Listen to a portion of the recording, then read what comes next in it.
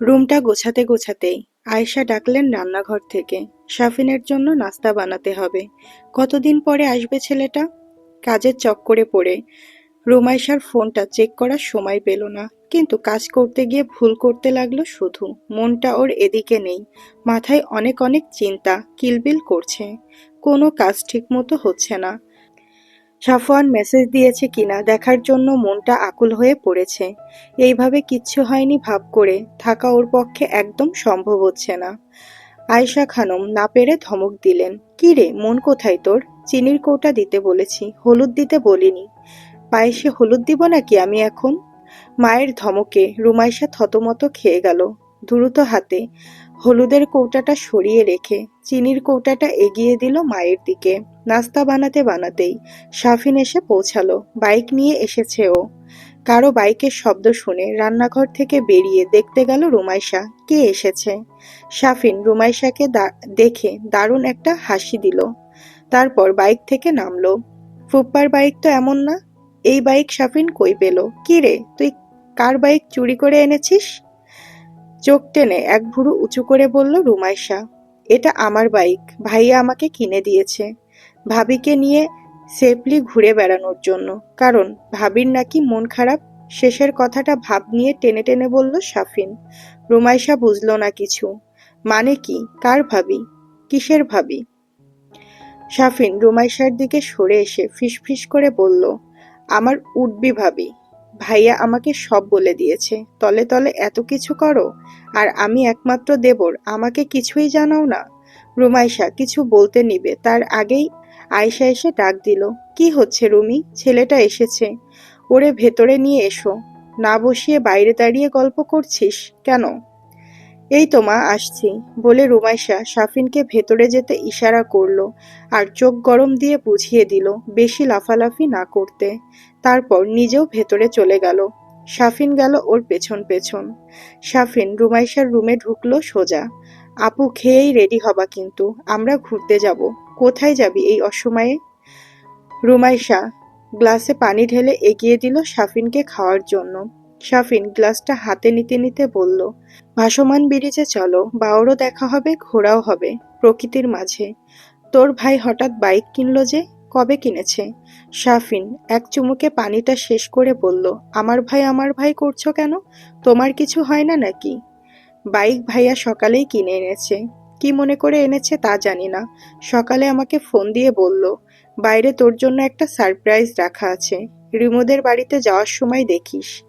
এসে দেখি ওই কালা সুন্দরী আমার জন্য অপেক্ষা করছে। আর পরে বলল, তোমাকে নিয়ে যেখানেই যাই বাইকে নিয়ে যাই যেন। এমন সময় আয়েশা আসলো নাস্তার ট্রে নিয়ে।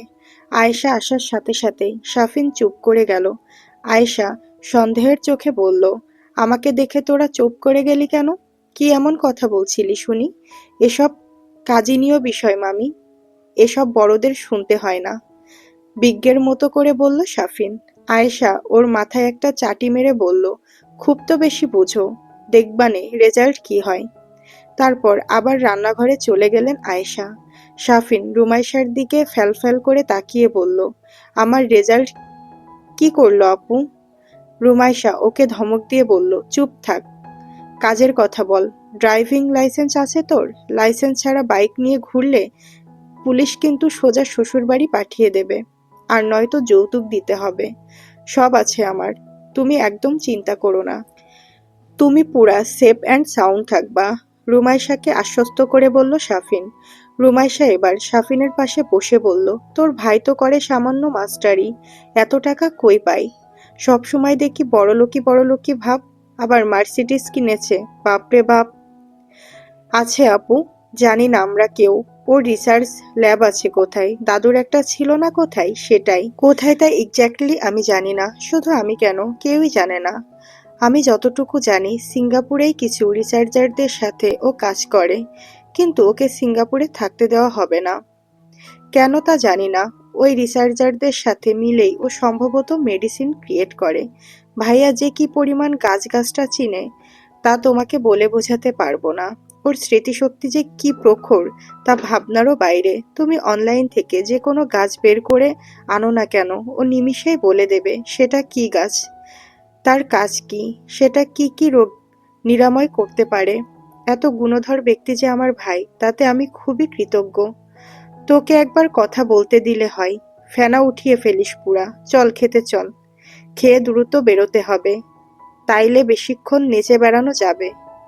উঠ, ভ্রু কুঁচকে বলল রুমাইশা। শাফিন নাস্তার প্লেট থেকে একটা আপেলের স্লাইস তুলে খেতে খেতে বলল, হ্যাঁ চলো, খেয়ে দ্রুত বের হই। রুমাইশা শাফিনকে রুম থেকে ঠেলে পাঠাতে পাঠাতে বলল, তুই যা, আমি আসছি। গোসল দেইনি আমি এখনো, গোসলটা করে এসে খাবো। শাফিন ঠিক আছে বলে চলে গেল। শাফিন যেতেই দরজাটা ভিজিয়ে দিয়ে তড়িঘড়ি করে ফোনটা হাতে নিল রুমাইশা। সাফওয়ান মেসেজ দিয়েছে কিনা দেখতে। ফোনটা বাটন টিপে অন করতেই সাফওয়ানের নামটা ভেসে উঠল ফোনের স্ক্রিনে। রুমাইশা মেসেজের ভেতর ঢুকলো।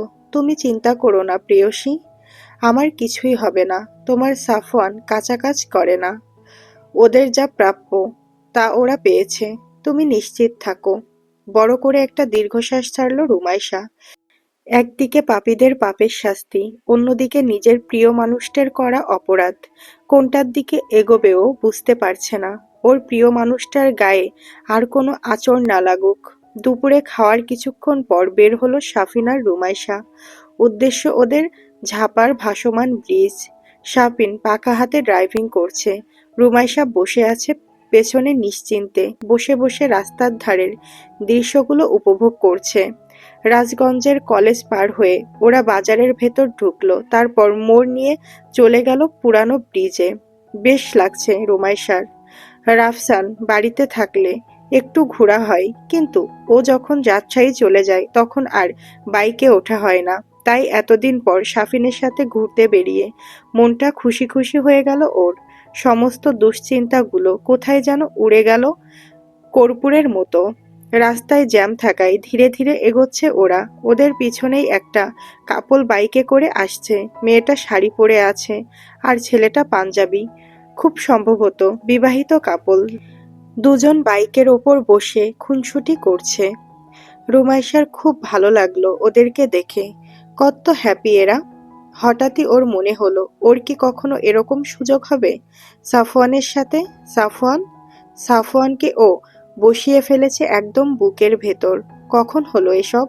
ও তো টের পেল না কিছু। ওই ভয়ঙ্কর দর্শন, সর্বদা ভ্রু কুঁচকে থাকা ধমক দেওয়া লোকটাকে কখন যে হৃদয়ের সবটুকু জায়গা সঁপে দিয়েছে তা ও খুনাক্ষরেও টের পায়নি। অথচ ও এখন স্বপ্ন দেখছে তার সাথে বাইকে করে ঘুরে বেড়ানোর, একটা সুস্থ স্বাভাবিক জীবন যাপনের, যেখানে কোনো বাধা থাকবে না। সাফওয়ানের মুখে মাস্ক লাগানো থাকবে না। ওই শ্যামবর্ণ জলজল চোখের ব্যক্তিটা সাদা রঙা পাঞ্জাবি পরে দিনের আলোয় স্বাধীনভাবে ওকে নিয়ে ভ্রমণ শুরু করবে কোনো এক অজানার উদ্দেশ্যে। চোখের কোণায় পানি জমল ওর। চোখ দুইটা বন্ধ করে মহাশক্তিধর আল্লাহর কাছে দোয়া করল মনে মনে, যেন একদিন এমন দিন আসে যখন সাফওয়ান খুব সুন্দর করে বাঁচবে ওর সাথে। কিছুক্ষণ পর গন্তব্যে পৌঁছে গেল শাফিন আর রুমাইশা। গাড়ি নিয়ে ব্রিজ পার হয়ে বাওরের ওপারে গিয়ে গাড়ি পার্ক করে ঘুরল অনেকক্ষণ। খিলখিল করে হাসছে আজ রুমাইশা। শাফিনের সাথে বকবক করছে প্রচুর। শাফিনও ওর সাথে তাল মিলিয়ে ওকে হাসাচ্ছে। রুমাইশাকে এত খুশি দেখে শাফিন নিজের ফোনটা বের করলো। তারপর মেসেজ অপশনে গিয়ে সাফওয়ানের উদ্দেশ্যে লিখলো, মিশন সাকসেসফুল। তিনি এখন খিলখিল করে হাসছেন। ওপাশ থেকে উত্তর এলো, গুড জব, তোকে বাইক কিনে দেওয়া সার্থক হয়েছে। শাফিন মেসেজটা পড়ে হাসলো। ভালোবাসলে মানুষ তার প্রিয় মানুষের খুশির জন্য কত কিছুই না করে। তার রুমি আপু ভাগ্যবতী, তার ভাই যে এত কেয়ারিং হবে তা ও কখনোই ভাবেনি। রুমাইশার দিকে কিছুক্ষণ তাকিয়ে এগুলোই ভাবলো শাফিন। ঘোরাঘুরি শেষে সন্ধ্যার কিছুক্ষণ আগে বাড়ি ফিরল শাফিন আর রুমাইশা। রুমাইশা আজ অনেক খুশি। ঘুরে আসার পর মনটা অনেক ফুরফুরে লাগছে। মেয়েকে এমন হাসি খুশি দেখে আয়েশাও খুশি হলেন অনেক। জ্বর হওয়ার পর থেকে কেমন জানি মিইয়ে গেছিল ও। এখন আবার আগের মতো করে হাসতে দেখে বুকের ভেতর থেকে একটা ভার নেমে গেল যেন আয়েশার। রাতের বেলা খাওয়া দাওয়া শেষ করে রুমাইশার রুমে গল্প করছিল ওরা দুজন। আপু বললে না তো তোমাদের মাঝে কখন কি হলো? শাফিন একবার বালিশ টেনে নিয়ে কোলের ওপর রেখে কৌতূহল নিয়ে বলল, বলা নিষেধ আছে। এসব সিক্রেট বিষয় তোকে জানানো যাবে না। তুই ছোট, ছোটদের মতো থাকবি, বুঝেছিস? আরে বাবা, আমিই তো। আমি কি কাউকে বলে দেব নাকি? তোমরা আমাকে বিশ্বাস করো না, অসহায় কণ্ঠে বলল শাফিন। রুমাইশা একটু লজ্জা পেল যেন, মৃদু গলায় বলল, তোর ভাইয়ের কাছে জিজ্ঞেস কর, আমি কিছু জানি না। শাফিন চটে গিয়ে বলল, তুমি তো মানুষ ভালো না আপু। তুমি জানো যে আমি যদি আমার মোস্ট সিনিয়র ভাইয়াকে জিজ্ঞেস করি যে কিভাবে কি হলো, তাহলে আমাকে ঝেঁটিয়ে বের করে দেবে বাড়ি থেকে, বলবে আমি বেয়াদব। তা ঠিকই তো, তুই একজনের পার্সোনাল বিষয়ে জিজ্ঞেস করবি কেন? শাফিন কিছু বলতে নিবে তখনই রুমাইশার ফোনে কল আসলো। রাফসান কল করেছে। রুমাইশা তড়িঘড়ি করে ফোনটা তুলে শাফিনকে বলল, চুপ থাক, ভাইয়া কল দিয়েছে, কি বলে শুনি। ফোন রিসিভ করে কানে ধরল ও। আসসালামু আলাইকুম ভাইয়া, কেমন আছো তুমি? ওপাশ থেকে রাফসানের গম্ভীর কণ্ঠ ভেসে এলো, ওয়ালাইকুম আসসালাম, ভালো আছি, তুই কেমন আছিস? শাফিন এসেছে শুনলাম। হ্যাঁ ভাইয়া, ও এসেছে দুপুরের দিকে। কোথায় আছে এখনো? এই তো আমার পাশেই বসে আছে। উঠে একটু বাইরে যা, কথা আছে তোর সাথে। রাফসানের কথায় চকিতে একবার শাফিনের দিকে তাকালো রুমাইশা। ফোনটা লাউডে দেওয়ায় শাফিন শুনছে সব। শাফিন ইশারা করলো উঠে না যেতে। রুমাইশা কি করবে বুঝতে পারল না। ওখানে বসেই ফোনটা লাউড থেকে নর্মাল মোডে দিল। তবুও বাইরে থেকে শোনা যাচ্ছে রাফসানের কথা। হ্যাঁ, এবার বলো ভাইয়া, আমি কি শুনছি এসব? মা বলছে তুই নাকি কাল রাতে সাফওয়ানের সাথে এসেছিস। ওর গায়ে নাকি শার্ট ছিল না, আর তুই নাকি বোরখা খুলে এসেছিস। রাফসানের কথায় শাফিন চমকে গেল। ভাইয়া কাল আপুকে নিয়ে এসেছে যশোর থেকে? কই, ভাইয়া তো কিছু বলেনি। রাফসানের কথায় থতমত খেল রুমাইশা, জড়ানো কণ্ঠে বলল, তো তুমি যা ভাবছো সেরকম কিছু না ভাইয়া। কাল বৃষ্টি হয়েছে অনেক, মেঘ করেছিল খুব, তাই গাড়ি পাওয়া যাচ্ছিল না খুব একটা। তাই ভাইয়া আমাকে নিয়ে এসেছে, আর ও ভিজে গেছিল বলে শার্ট খুলেছিল। ও ও কাকে বলছিস তুই? যাকে ভাইয়া ছাড়া ডাকতি না, তাকে এইভাবে সম্বোধন করছিস কেন? উঁচু গলায় ধমকের সুরে বলল রাফসান।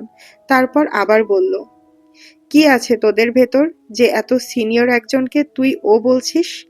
তুই জানিস ওর সম্পর্কে কিছু? আমি যেন দ্বিতীয়বার না দেখি তুই ওর সাথে কোনো ধরনের কোনো কমিউনিকেশন রেখেছিস। কথাটা যেন মাথায় থাকে। কতটা নির্লজ্জ হলে একটা মেয়ে কোথাকার কোন ছেলের সাথে এইভাবে বোরখা খুলে আসে। তার ওপর আবার ছেলের গায়ে শার্ট নেই, বৃষ্টিতে ভিজে গেছে নাকি? ছিল তো গাড়ির ভিতরে, শার্ট কিভাবে ভিজলো? রাফসানের মুখে এ ধরনের কথা শুনে চোখ ভিজে এলো রুমাইশার। একটা হাত মুখের উপর দিয়ে কান্না আটকালো। পাশে বসে শাফিন তাজ্জব হয়ে গেছে রাফসানের কথা শুনে। রুমাইশাকে কোনো কথা বলতে না শুনে রাফসান আবারও বলল, বেহায়া মেয়েদের মতো চলাফেরা যদি দেখি তো জানে মেরে ফেলবো একদম। ওই সাফওয়ান সম্পর্কে তোর কোনো ধারণা আছে? ছোটবেলায় ও তোকে মেরে ফেলেছিল বলতে গেলে, ভাগ্যের জোরে বেঁচে গেছিস। এতদিন বাইরে থেকেছে, বাইরের কালচারে বড় হয়েছে। ও কি করতে পারে সে সম্পর্কে তোর কোনো ধারণা আছে? রুমাইশা এবার আর চুপ থাকতে পারল না, তেজি কণ্ঠে বলল, কথাবার্তা সাবধানে বলো ভাইয়া। আমি তোমার বোন, তুমি আমাকে কিভাবে এই ধরনের কথা বলো? তোমার বিবেকে বাধে না? আর সে তো কোনো খারাপ ছেলে না, সে তো আমার কোনো ক্ষতি করেনি। তার ক্ষতি করার নিয়ত থাকলে এতদিন তো করতোই। ওদের বাড়িতে যে কয়দিন আমি থেকেছি, তার ভেতরে কি ও আমার ক্ষতি করতে পারতো না? ও কি অচেনা কেউ? রাফসান এবার আরো রেগে বলল, আবারও ও বলছিস তুই? কতখানি গভীরে গিয়েছে সম্পর্ক যে উনি থেকে ওতে নেমে এসেছিস? আমাকে কি তোর বাচ্চা মনে হয়? আমি কি কিছু বুঝি না? এই পর্যন্ত হুদাই বড় হয়েছি। আমি যেন দ্বিতীয়বার না শুনি যে তুই সাফওয়ানের সাথে কোনো রকমের কোনো যোগাযোগ করেছিস, তাহলে সেটা কিন্তু মোটেও ভালো হবে না। এরপরেই রাফসান ফোন কেটে দিল, সাথে সাথেই ফুপিয়ে কেঁদে উঠল রুমাইশা। রাফসান তাকে এতগুলো কথা কিভাবে বলতে পারলো? ওর চরিত্রের দিকে এইভাবে আঙুল তুলল কি করে? চোখ থেকে অনবরত পানি পড়তে লাগলো ওর। সাফিন কি করবে ভেবে পেল না। রুমাইশার দিকে কিছুক্ষণ অসহায় দৃষ্টিতে তাকিয়ে চলে গেল গেস্ট রুমে। কিছুক্ষণ আগেও প্রচন্ড হাসি খুশি থাকা মেয়েটি এরকম কান্নারত চেহারা দেখে ওর একদমই মন সায় দিচ্ছে না। রুমে ঢুকেই নিজের ভাইকে কল লাগালো সাফিন।